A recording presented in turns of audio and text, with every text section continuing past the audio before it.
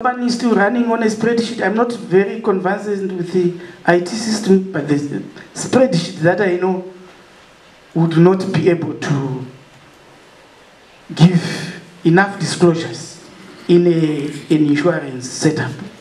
An insurance company is a very sophisticated entity, and we also need our IT systems, our structures, our governance structures to respond to the size of the institution or the requirements of disclosure from IPEC, from any other people who may want to know some details from this insurance company.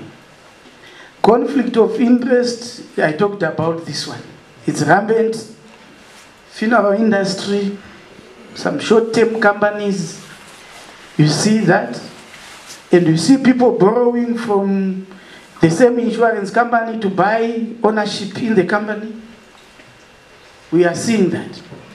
I don't think we have lively a board of directors, or maybe in other countries now there is policyholder activism. They may want to come and challenge. Whose money did you use to buy? You came in and were interviewed to be a managing director, but 10 years down the line, you now control 40% of that insurance company. Where did you get that money? I don't know. Maybe managing directors are paid so much that they can save and then buy ownership. So it's very disturbing that conflict of interest is rampant, and people don't disclose those conflicts of interest. And when we come to inspect your institutions, these are areas that we look at because there are sources of serious risk in the insurance company.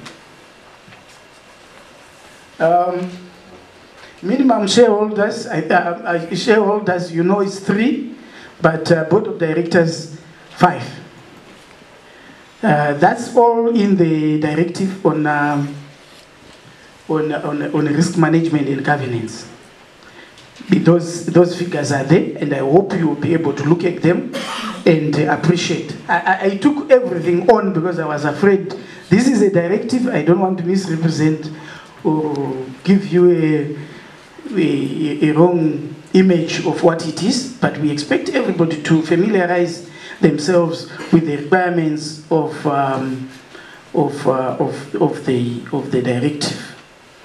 One issue that I may have to mention is nominees and family trusts are no longer permissible as shareholders or owners of insurance companies. So familiarize yourself. If you have an insurance company owned by a trust or family trust, that's where it is coming from. The one I was talking about, where owner-managed insurance companies are found in our market, those must be looked at. These issues, I spoke about them. I also